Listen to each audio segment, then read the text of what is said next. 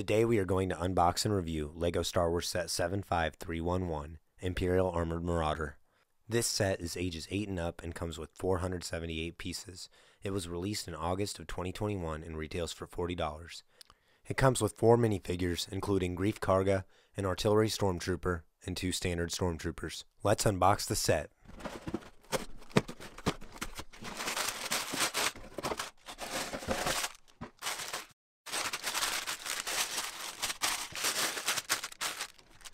This set includes 4 bags and the instruction manual. No stickers are needed. Let's get to building.